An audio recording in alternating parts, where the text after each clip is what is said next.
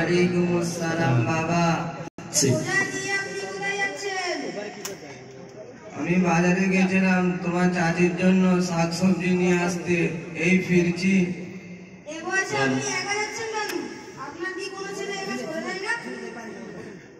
আমার কথা আর বলো না, আমার অবস্থা হচ্ছে এরকম, সব কাম কি কই নেই কাম কি। আরে চাচা জান, এরকম কেন বলছেন? সন্তান তো আল্লাহ তাআলার খুবই বড় একটা নিয়ামত। আপনি দেখছি আপনার সন্তানদের প্রতি খুবই অসন্তুষ্ট হয়ে আছেন। আরে এই জন্য তো আমি আল্লাহকে বলি আমার ছেলের মতো ছেলে আল্লাহ যেন কাউকে না দেয়। আমার ছেলে মেয়ে নাতি নাতনি মিলিয়ে মোট 25 জন, সব ছেলেরা নিজের বাচ্চাদের নিয়ে আলাদা থাকে। আমাদের বুড়ো বুড়ির কোনোভাবে কেউ দেখাশোনা করে না। আমরা দুজন সারা রাত কাশি, কেউ একটা ওষুধও কিনে দেয় না। যদি তোমার চাচি না থাকে তাহলে তো আমি ভুকে মারা যাব। আরে তওবা তওবা, কেমন সন্তান আপনার? আপনি কি তাদের দ্বীনি শিক্ষা দেননি? শিক্ষার কথা বলছেন তো? শিক্ষা আমি সবাইকে দিচ্ছি। একজন উকিল, সে তো কলকাতায় থাকে, একজন সে তো মুম্বাই থাকে, তাদের সাথে আমার কোনো সম্পর্ক নাই। এটা খুবই দুঃখের কথা।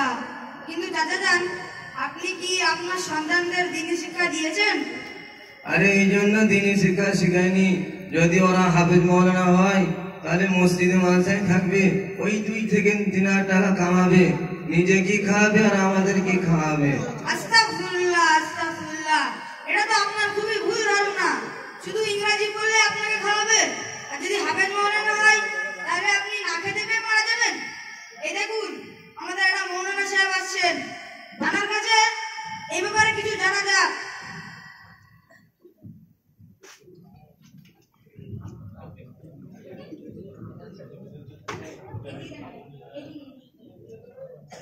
আসসালামু আলাইকুম মৌলানা সাহেব। ওয়ালাইকুম আসসালাম। কি হয়েছে, কি ব্যাপার? মৌলানা সাহেব আপনি কোথায় যাচ্ছেন? আমি 5 পাড়া কোরআনিয়া মাদ্রাসায় পড়াতে যাচ্ছি। আমি আপনার হিফজ ক্লাসে পড়ি, কিন্তু চাচা জান বলছেন যে হাফেজ মৌলানারা মসজিদ আর মাদ্রাসায় থাকে, তারা মাসে 2 থেকে 3,000 টাকা কামাই করে, আর ওদের নিজে কি খায় আর নিজের বিবি বাচ্চাদের কি খাওয়ায়। তাই আপনি এই মূর্খ চাচা জানকে কিছু বুঝিয়ে বলুন। আস্তাগফিরুল্লাহ আস্তাগফিরুল্লাহ, লা হাওলা ওয়ালা কুওয়াতা ইল্লা বিল্লাহ। শুনুন চাচাজান, যে আপনি না, এরকম সবাই ভাবে যে হাফেজ আলেমরা খেতে আর কামাতে পারে না। এটা কিন্তু ভুল ধারণা।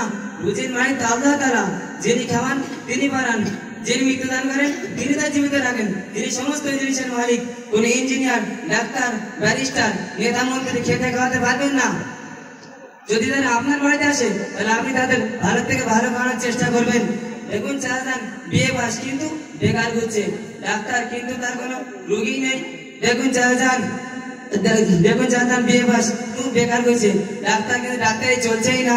আর উকিল দেখুন তার কোনো কাস্টমারই নেই। আর দিন দিন শোনা যাচ্ছে যে অমুক ডাক্তার পাগল হয়ে গেছে, অমুক উকিল নিজেকে নিজে গুলি মেরে মারা গেছে। কি চাচাজান, এরকম হচ্ছে কিনা? হ্যাঁ এরকম তো অনেক শুনেছি, কিন্তু আমার নাতি নাতিরা আমার কথা শোনে না, তো আমি কি করব? শুনুন চাচাজান, আপনি যদি আপনার নাতি নাতিদের দ্বীনি শিক্ষা দিতেন তাহলে আপনার নাতি নাতিরা আপনার কথাকে কখনোই অমান্য করতো না, আর আপনার সেবা যত্নই করতো। আর ইসলাম এটাই শেখানো হয় যে সন্তান মা বাবার সেবা যত্ন করবে, মা বাবার কথা শুনবে, সে সন্তান জান্নাতে যাবে। আর যে সন্তান মা বাবাকে কষ্ট দেবে, মা বাবার কথাকে মানবে না, সে সন্তান জাহান্নামে যাবে। আর যেমন বলা হয়েছে মায়ের পায়ের নিচে জান্নাত, যেমন বলা হয়েছে মায়ের পায়ের নিচে জান্নাত আর বাবা হচ্ছে জান্নাতের দরওয়াজা। আর মা বাপদের খেয়াল রাখা উচিত নিজের সন্তানদের প্রতি, আর মা বাপ যেন নিজের সন্তানদের বদয়া না দেয়, আর সন্তানরা মা বাপকে যেন কষ্ট না দেয়, তাহলে বড় ভুল হয়ে যাবে চাচাজান। এবার কিছু বুঝতে পারছেন চাচাজান? হ্যাঁ এবারে কিছু কিছু বুঝতে পারছি। আচ্ছা চাচা জান, আপনি কি দ্বীনের সম্পর্কে কিছু জানেন নাকি? কেন তুমি একাই মুসলমান বুঝি, আমি কি কিছু জানি না নাকি? তাহলে গোসলের কয়টি ফরজ বলুন তো? আচ্ছা এই কথা, এ তো খুবই সহজ প্রশ্ন। গোসলের 9টি ফরজ। তাহলে বলুন দেখি। 1 নম্বর গেঞ্জি খোলা, 2 নম্বর মাদন বিলাস নিয়া, 3 নম্বর গামছা লুঙ্গি নিয়া, 4 নম্বর মগ বালতি নিয়া, 5 নম্বর 100 টাকার জন্য চারটি নিয়া, 6 নম্বর কাপড় খুলে গোসলখানায় যাওয়া, 7 নম্বর পিসাব করা, 8 নম্বর খুকু করে কুল্লি করা, 9 নম্বর ওযু করে জুম্মার নামাজ পড়া। আস্তাগফিরুল্লাহ আস্তাগফিরুল্লাহ, এটা তো আপনার দিক থেকে ঠিক হতে পারে, কিন্তু তো শরীয়ত তো আর আপনার কথা বলছেন না। তাহলে এবার ওযু কয়টি ফরজ বলুন তো? কেন যেগুলি বললাম ঠিক হয়নি নাকি? না না, আমি আপনার কোনো অপমান করছি না, কেননা আপনি মুসলমান আর আপনার দাঁড়িয়ে দেখছি বেশ সাদা হয়ে গিয়েছে, তাহলে আপনি নিশ্চয়ই জানেন, বলুন দেখি। ওযু 13টি ফরজ। 1 নম্বর মুসলমান ঘরে জন্ম নেওয়া, 2 নম্বর দাড়ি রাখা, 3 নম্বর অল্প অল্প পা ধোয়া, 4 নম্বর ফেসবুক চালানো, 5 নম্বর হোয়াটসঅ্যাপ চালানো, 6 নম্বর ইনস্টাগ্রাম চালানো, 5 নম্বর পাবজি খেলা,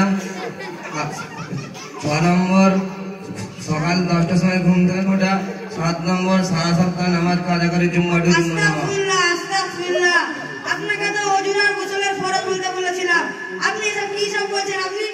এগুলো আপনি কোথা থেকে শিখেছেন? এটা আমি আগে থেকে জানতাম। এই দেখুন, আমাদের মৌলানা সাহেবের সাথে দুটি বাচ্চা এসেছে, তারা আপনাকে বলে শোনাবে, তাদের কাছে জিজ্ঞেস করুন। বেটা তুমি গোসলের ফরজ বলো তো। চাচা যান, গোসলের ফরজ 3টি। 1 নম্বর মুখ ভরে কুল্লি করা, 2 নম্বর নাকের নরম অংশ পর্যন্ত পানি পৌঁছানো, 3 নম্বর সারা শরীর উত্তমভাবে ধৌত করা, একটা পশম পরিমাণ চুল না যেন না শুকনো থাকে। মাশাআল্লাহ বেটা, এটা তুমি ওযুর ফরজ বলো তো। চাচা যান, ওযুর ফরজ 4টি। 1 নম্বর মুখমণ্ডল ধৌত করা, 2 নম্বর 2 হাতের কোন সাবান ধৌত করা, 3 নম্বর 4 ভাগের 1 ভাগ মাথা মাসা করা, 4 নম্বর 2 পায়ের গোল ঘাট সমেত ধৌত করা। মাশাআল্লাহ বেটা, শুনেছেন চাচা যান? আমি এত কম, আমি মনে করলাম 10-20টা হবে।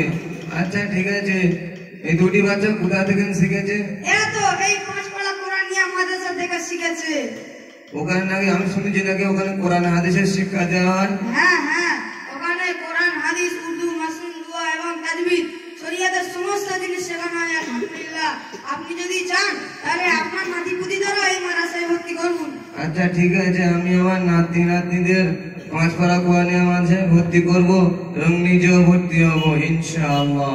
শুনুন ভাইজানরা, এই মূর্খ চাচাজান যদি এই দুটি বাচ্চার গোসল এবং ওযুর ফরজ শুনে যদি চাচাজান নিজের সন্তানদের 5 পারা কোরআনী মাদ্রাসায় ভর্তি করতে পারেন, তাহলে আপনারা কেন পারবেন না? আপনারা আপনাদের সন্তানদের 5 পারা কোরআনী মাদ্রাসায় ভর্তি করান। নারায়ে তাকবীর, আল্লাহু আকবার, নারায়ে তাকবীর, আল্লাহু আকবার, নারায়ে তাকবীর, আল্লাহু আকবার। আসসালামু আলাইকুম।